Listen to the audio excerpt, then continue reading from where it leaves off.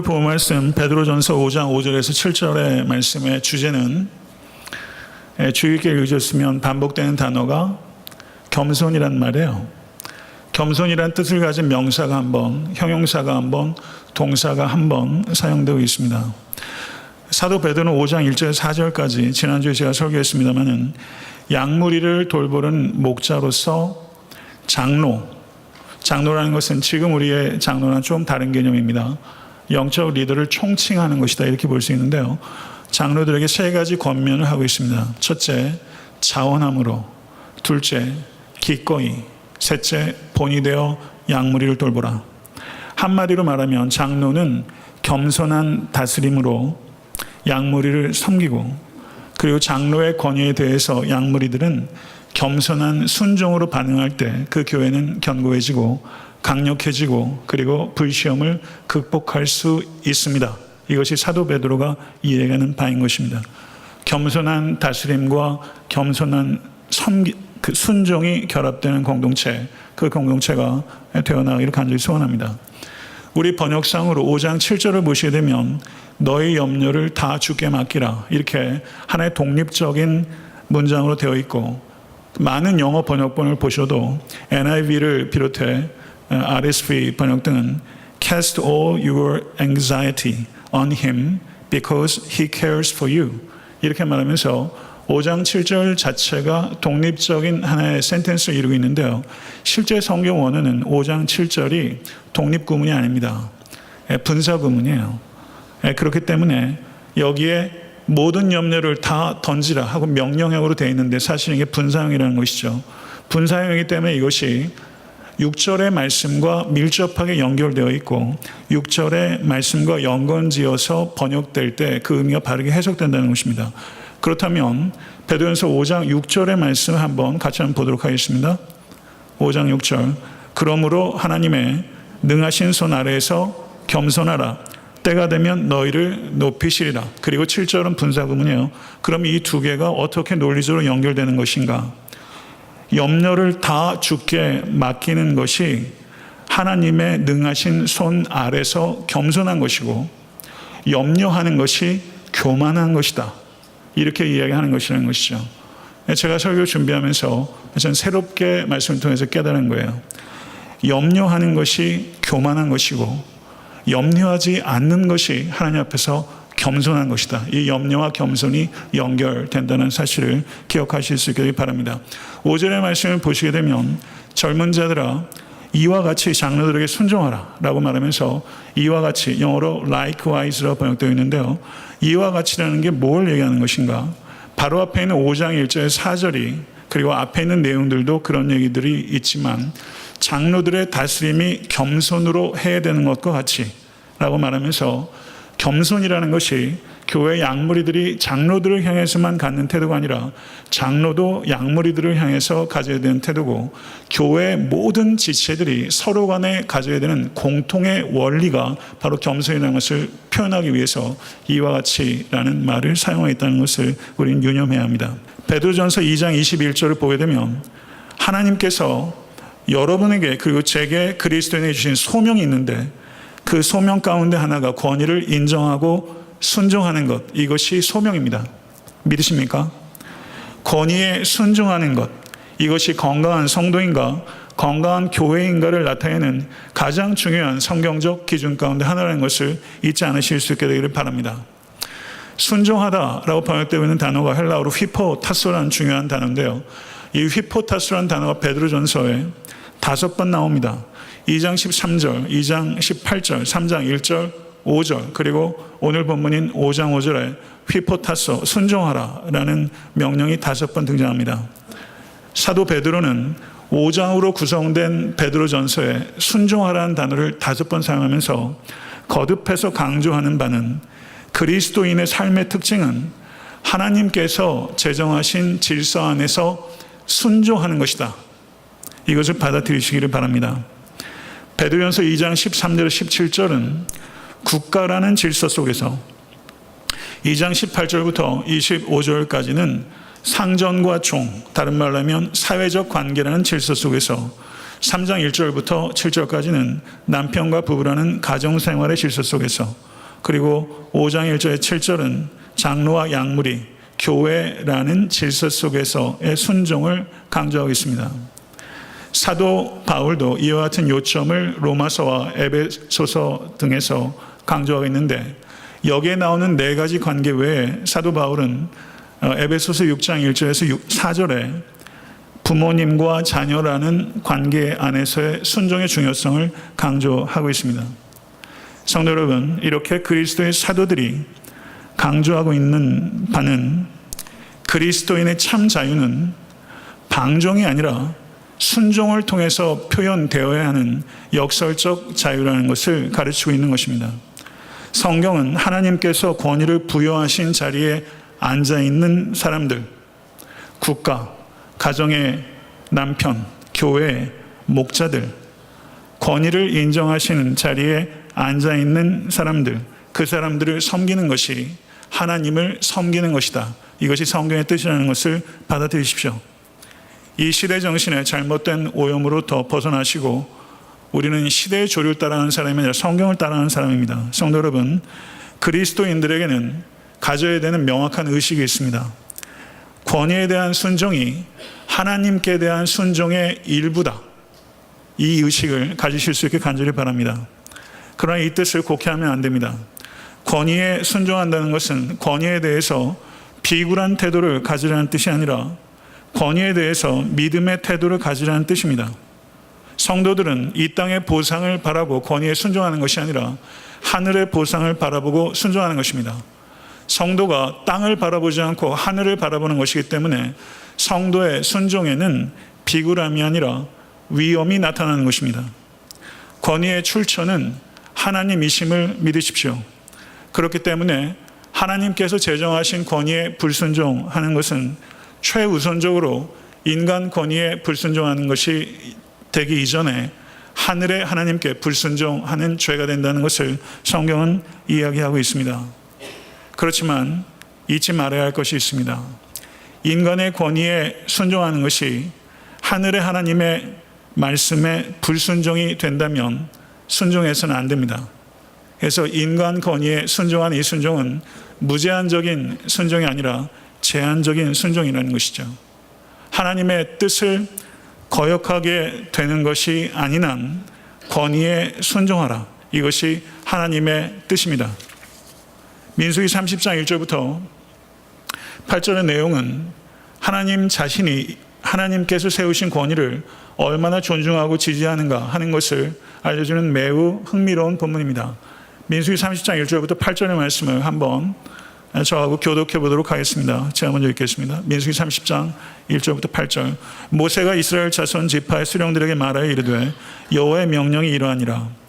사람이 여호와께 서원하였거나 결심하고 서약하였으면 깨뜨리지 말고 그가 입으로 말한 대로 다 이행할 것이니라.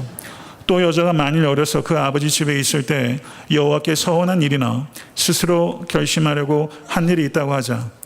그의 아버지가 그의 서원이나 그가 결심한 서약을 듣고도 그에게 아무 말이 없으면 그의 모든 서원을 행할 것이요 그가 결심한 서약을 지킬 것이니라. 그러나 그의 아버지가 그것을 듣는 날에 허락하지 아니하면 그의 서원과 결심한 서약을 이루지 못할 것이니 그의 아버지가 허락하지 아니하였은즉 여호와께서 사하시리라. 또 혹시 남편을 맞을 때 서원이나 결심한 서약을 경솔하게 그의 입술로 말하였으면 그의 남편이 그것을 듣고 그 듣는 날에 그에게 아무 말이 없으면 그 서원을 이행할 것이요 그가 결심한 서약을 지킬 것이니라. 그러나 그의 남편이 그것을 듣는 날에 허락하지 아니하면 그 서원과 결심하려고 경솔하게 입술로 말한 서약은 무효가 될 것이니 여호와께서 그 여자를 사하시리라. 이 말씀을 보세요. 서원은 지켜야 합니다. 그러나 자식의 서원도 아내의 서원도 하나님께서 권위를 인정하신 그 아비나 남편이 그 서약을 이행하는 것을 승낙하지 않으면 하나님께서 그 아비나 남편의 의사를 존중하시고 지지하신다. 이 뜻이죠. 명확한 것이죠. 하나님께서 스스로 세우신 권위를 이렇게 인정하신다는 것을 우리는 깊이 생각해야 됩니다. 그렇다면 다시 우리가 저는 일반적인 순종의 관계에 대해서 말씀을 드렸고, 여러분 영적 권위에 대해서 여러분 어떻게 반응해 오시면서 지금까지 신앙생활 해오셨습니까? 목회자가 여러분 보시기에 그렇게 온전하던가요? 어떻습니까? 내 마음과 내 뜻에 맞을 때만 순종해 오시지는 않으셨습니까? 순종의 원리가 중요했습니까? 아니면 여러분의 논리가 더 중요했습니까? 어느 쪽이십니까? 이게 간단한 문제가 아니죠. 이것에 대해서 깊이 생각해야 됩니다. 이것이 교회의 체질에 직결되는 문제고, 여러분들이 신령한 복을 받는 것과 매우 밀접한, 매우 중요한 문제라는 것이죠. 존 비비어란 기독교 저주가 쓴 책 중에 순종이라는 책이 있는데요. 그 책에 중요한 이야기가 있더라고요. 목사님의 지도에 불순종하는 한 사람이 있었습니다. 순종하지 않는 이유가 뭐냐 도대체? 그랬더니 그 사람이 자기가 하나님의 음성을 들었답니다. 그러니까 목사님이 틀렸다는 거죠. 이에 대해서 존 비비어가 순종이라는 책에서 쓰기를, 여러분이 기도 중에 하나님의 음성을 들었다고 믿든 안 믿든 그것은 중요하지 않습니다. 그 내용이 영적 권위를 가진 사람의 지도에 어긋난다면 당신은 하나님의 권위를 거역하는 것입니다. 이렇게 말했어요. 여러분 동의하시기도 하겠고 혹은 달리 생각하시는 분이 있을 수도 있다고 생각합니다. 저는 제 목회처라고 얘기하는 게 아니라 성경을 가지고 통일적으로 성경에 대한 이야기를 여러분께 드리는 거예요. 중요한 것입니다. 성도 여러분, 목자에게 왜 순종해야 합니까? 왜 그러합니까? 목자가 여러분들보다 우월합니까? 제가 여러분들보다 우월하다는 생각을 하고 있겠습니까? 그렇지 않습니다. 이 자리에 계신 여러분들께서, 특별히 연로하신 교회 어르신들 많이 계신데 제 부모님 같으신 분들이고 신앙적으로는 선배요. 인생을 바라보고 이해하는 폭이 저하고 같겠습니까? 제가 배워야 될 것 많이 있죠. 예. 그렇지만 저는 목사라는 기능적 권위를 담당하고 있는 거예요. 목자가 우월하기 때문에 순종해야 된다. 성경은 그렇게 말하지 않습니다. 가정의 남편이 우월하기 때문에 메일 쇼비니즘이 성경에 있어서 남편에게 순종하라, 이런 거 아닙니다. 하나님께서 세우신 질서이기 때문에 가정에서는 남편에게, 교회에서는 목자에게 순종하라. 단 하나님께 불순종이 되지 않는 한 순종하라. 그러면 여러분들 목자가 혹은 목사가, 교회 장로들이 결정하는 일들이 효율적이지 못하면 어떡합니까? 의견을 제시하십시오. 토론하자고 하십시오. 그리고 경우에 따라서는 저에게라도 뜨겁게 논쟁하십시오. 그리고 논리를 가지고 얘기하십시오.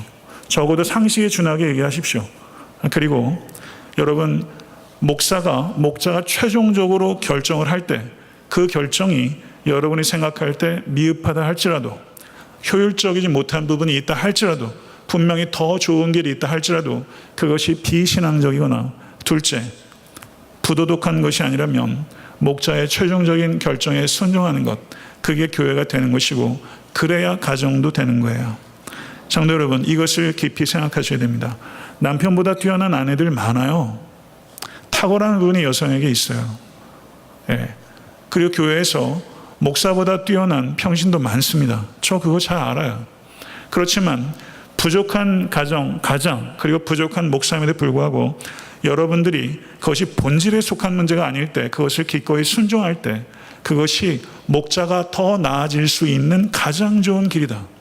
공동체가 사는 길이다. 이것에 대해서 여러분 깊이 생각하셔야 됩니다. 그것이 좋은 길입니다. 그뿐만 아니라 그것이 복받는 길입니다. 히브리서 13장 7절을 보게 되면 17절, 너희를 인도하는 자들에게 순종하고 복종하라. 중략하겠습니다. 제일 뒤에 보세요. 그렇지 않으면 너에게 유익이 없느니라. 아멘. 믿으십니까? 목자에게 순종하고 복종하십시오. 그럴 때 유익이 있을 것이다. 하나님의 말씀입니다. 두 번째, 염려를 다 맡기는 겸손입니다. 하나님의 능하신 손을 의지할 때 겸손할 수 있습니다. 구약성경 출애굽기 13장 3절에 모세가 백성에게 이르되 너희는 애굽 종되었던 집에서 나온 그날을 기념하여 유교병을 먹지 말라. 여호와께서 그 손의 권능으로 너희를 그곳에서 인도해 내셨음이니라. 구약에서 여호와의 능하신 손을 이야기할 때는 이스라엘 백성을 애굽의 압제에서 구원해 주시는 하나님의 손, 그것이 여호와 하나님의 능하신 손입니다. 그러나 신약의 성도들인 우리들에게 하나님의 능하신 손은 애굽의 압제가 아니라 죄와 사망의 압제로부터 구원해 주신 우리 주 예수 그리스도의 십자가에 피 묻은 못 박힌 손인 줄 믿습니다. 아멘. 성도 여러분, 마태복음 26장 33절에 사도 베드로는 모두 주를 버릴지라도 나는 결코 주를 버리지 않겠나이다. 거짓말 아니죠. 진심이에요. 뱃사람의 진심이에요. 투박한 진심이 여기 있어요. 그러나 베드로의 문제는요, 자기를 몰랐다는 문제가 있었던 거예요. 베드로는 교만했어요. 호언장담했어요. 교만으로 인해서 베드로는 나라까지 떨어져 본 사람이에요. 이게 저에게 유익이 됐습니다. 5절의 말씀을 보시면 다 서로 겸손함으로 허리를 동이라. 하나님은 교만한 자를 대적하시되 겸손한 자들에게 은혜를 주시느니라. 여기에서 겸손으로 허리를 동이라 이렇게 번역했는데 다소 의역의 성격이 있습니다. 그런데 여기에서 이 단어가 원형이 에그 콤보마이라는 단어인데요. 이 단어는 노예의 옷이란 뜻이 있어요. 노예의 옷. 노예의 옷으로 허리를 동이라 이런 뜻이에요. 그럼 베드로가 에그 콤보마이라는 단어를 사용하면서 베드로가 뭘 생각했을까요? 요한복음 13장에서 예수께서 제자들의 발을 씻기기 위해서 겉옷을 벗으시고 무릎을 꿇으시고 그리고 허리춤에 수건을 묶으시고 제자들의 발을 씻기셨어요. 여러분, 허리춤에 수건 묶는 일이 여러분에게 흔해요? 안 그렇거든요. 그럴 일이 없잖아요. 허리춤에 수건을 묶는다는 건 예수께서 종이 되셔서 저를 가르치셨던 닥터 그룬너는 요한복음 13장을 너무나 시적으로 표현했어요. 창조주가 피조물 앞에 무릎을 꿇은 사건이다 이렇게 표현하더라고요. 크리에이터가 크리에이터 앞에 무릎을 꿇은 사건이다. 크리에이터가 수건을 허리춤에 메고 종의 모습으로 발을 씻겼다. 다 서로 겸손으로 허리를 동이라. 여러분, 올 한 해 살면서 하루 살면서 단 하루라도 내가 노예의 옷으로 허리를 동인다 이런 의식을 가지고 여러분 사셨습니까? 교회에서 내가 노예의 옷으로 허리를 동인다. 수건을 허리춤에 묶고 피조세계 앞에 무릎을 꿇으셨던 예수처럼 여러분들 누군가 앞에서 무릎을 꿇는 심정으로 한 영혼을 씻고 섬기신 적이 있으십니까? 제가 목회를 하면서 여러분들께 과연 그렇게 하던가요? 성도 여러분, 물로 발을 씻으신 주님께서는 이제 곧 피로 죄를 씻으실 것입니다. 그래서 세족식은 그저 우리가 교회에서 수련회 때 하는 행사를 얘기하는 게 아니에요. 이것은 피로 죄를 씻으신 예수 그리스도의 십자가를 예시하는 상징이에요. 성도 여러분, 여러분 겸손하세요? 자기가 겸손하다고 생각하는 게 교만입니다. 우리 겸손하지 않습니다. 겸손이 그 사람을 매력적으로 보이게 해요. 세상 사람도 겸손 얘기해요. 그러나 성경적 겸손은 매력적인 성품이나 매너를 이야기하는 게 아니에요. 겸손이란 포장지를 가지고 잘 포장하는 사람들이 많이 있어요. 포장지 안에는 얼마나 흉악한 교만이 있는지 몰라요.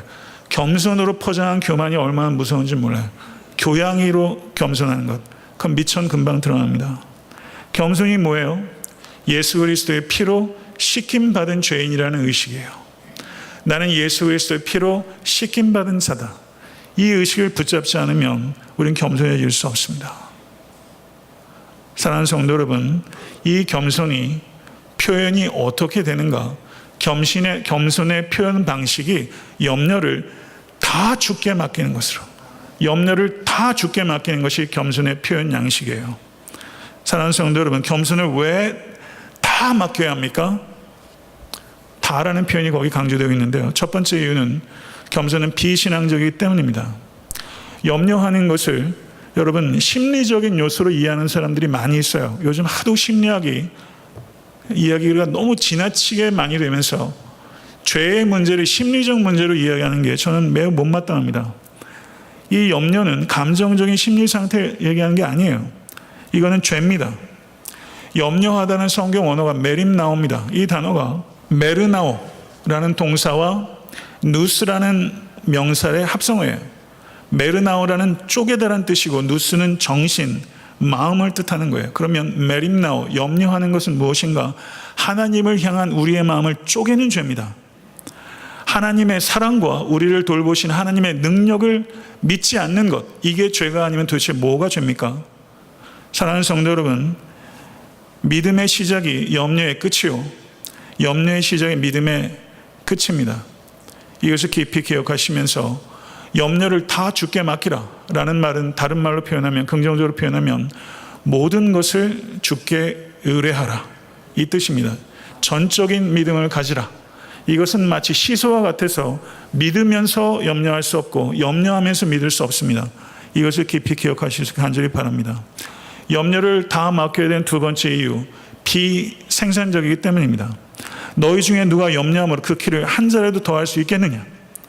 여기서 키라고 번역되고 있는 성경 원어는 이 사람의 이 키, 하이트를 얘기하면서 또 다른 의미가 있는데, 그것은 그 생명을 이야기하는 게 번역될 수 있어요. 그래서 우리 한글 개역개정 번역에는 키라고 번역되고 있지만 우리말 번역이라 이런 데는 그 생명, 수명이라고 번역된다고 있습니다. 그런데 영어 번역을 보게 되면 NIV 번역에 Can any one of you by worrying add a single hour to your life, 이렇게 번역하고 있어요. 여기서는 생명으로 번역하고 있는 거죠. 저는 수명으로 번역하는 게 더 의미에 통한다. 전 개인적으로 그런 입장입니다. 왜냐하면 키가 안 크는 게 우리에게 회롭진 않아요. 그렇죠? 염려하는 게 무익하다는 것은 강조하지만 염려하는 게 해롭다는 것을 키로 번역하면 강조할 수 없습니다. 그런데 염려하면 수명에 영향이 와요. 수명이 줄어들어요. 이거는 염려가 무익할 뿐만 아니라 유해하다는 것을 강조하는 거예요. 염려는 유해한 것입니다, 성도 여러분. 잠언 17장 22절을 보게 되면 마음의 즐거움은 양약이라도 심령의 근심은 뼈로 마르게 하느니라. 내일 일을 위하여 염려하지 말라. 내일 일은 내일 염려할 것이요. 이 말대로 정말 살아가고 계십니까? 공중의 새를 보라. 심지도 않고 거두지도 않고 창고에 모아 들이지도 아니하되 너희 천부께서 기르시나니 너희는 이것들보다 귀하지 아니하냐. 공중의 새와 들의 백합화, 예수님께서는 이렇게 생활 속에 있는 걸 통해서 영적인 지혜를 많이 얘기하시는데요. 왜 공중의 새와 들의 백합할까? 이런 생각을 해봤습니다. 새는, 높이 나는 새는요, 위가 작고 창자도 짧습니다. 그리고 높이 나는 새는 그 뼈를 가볍게 해야 높이 날 수 있습니다. 만약에 작은 새가 돼지의 위와 황소의 창자 뼈를 가지고 있다, 높이 날 수 없습니다. 들의 꽃들을 한번 생각해 보십시오. 계절이 바뀌면 그 잎과 꽃을 떨굽니다. 꽃이 흐드러지게 만개하는 아름다움도 있지만 꽃이 때에 따라 낙화하는 아름다움도 있어요. 심리학자 에리 프롬이 이런 말을 했습니다. 현대인들은 존재 양식을 버리고 소유 양식을 따라 살아가면서 인간은 진보가 아니라 퇴보의 길에 들어섰다, 이렇게 말했어요. 소유의 양식을 가지고 살아가느냐, 존재의 양식을 가지고 살아가느냐.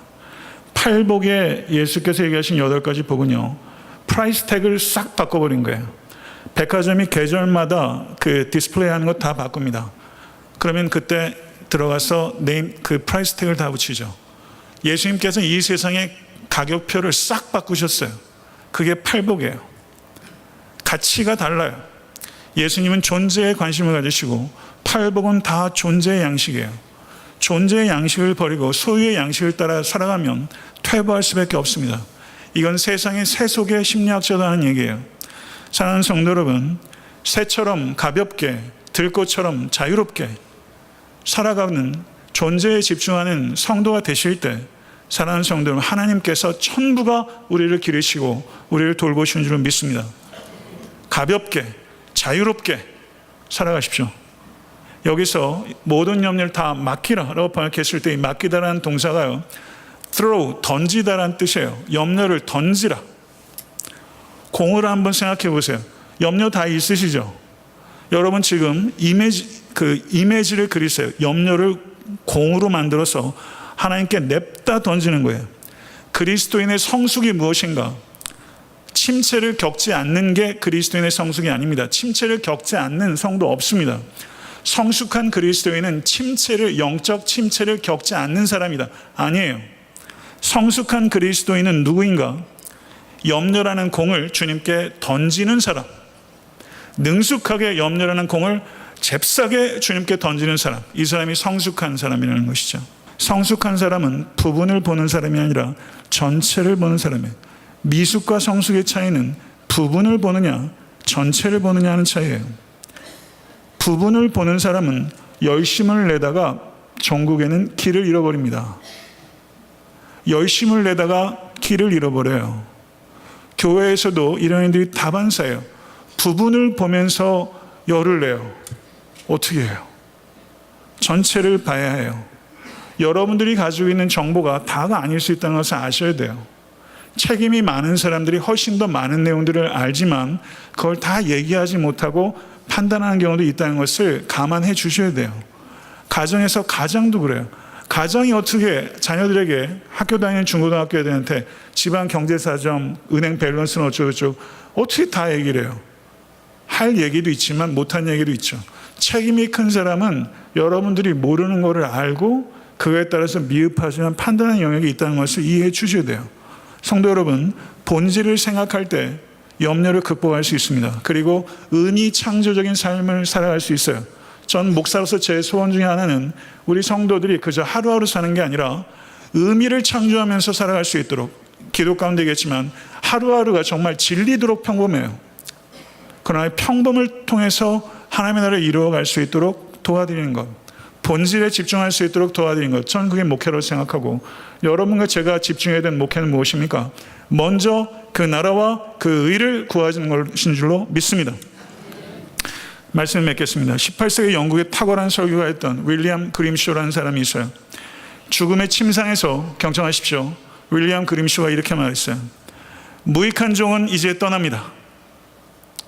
마지막 죽음의 순간에 무익한 종은 이제 떠납니다. 이렇게 세상을 떠날 수 있다면 이게 얼마나 축복일까? 이런 말을 자식들과 믿음의 성도들 앞에 무익한 종은 이제 떠납니다 라고 말할 수 있기까지 저가 삶을 얼마나 엄정하게 이끌어왔겠어요. 이 고백은요, 자기 비하가 아닙니다. 이것은 정확한 자기 이해예요. 여러분들이 가지고 있는 영성의 수준을 어떻게 알 수 있습니까? 여러분들의 무익함을 뼈저리게 느끼는가 하는 겸손이 바로 여러분의 영성의 수준이에요. 하나님 앞에서 겸손하십니까? 사람 앞에서 교만할 수 없습니다. 사람 앞에서 교만하다면 단언컨대 그 사람은 하나님 앞에서도 교만한 것입니다. 교만으로 고물되지 마시고 겸손한 보물되기. 겸손한 보물되기. 무익한 종은 이제 떠납니다. 여러분, 그것이 여러분의 삶의 지향점이 돼서 살아가시는 겸손한 모든 권속될 수 있게 되기를 우주 예수에서 간절히 축원합니다. 기도하겠습니다.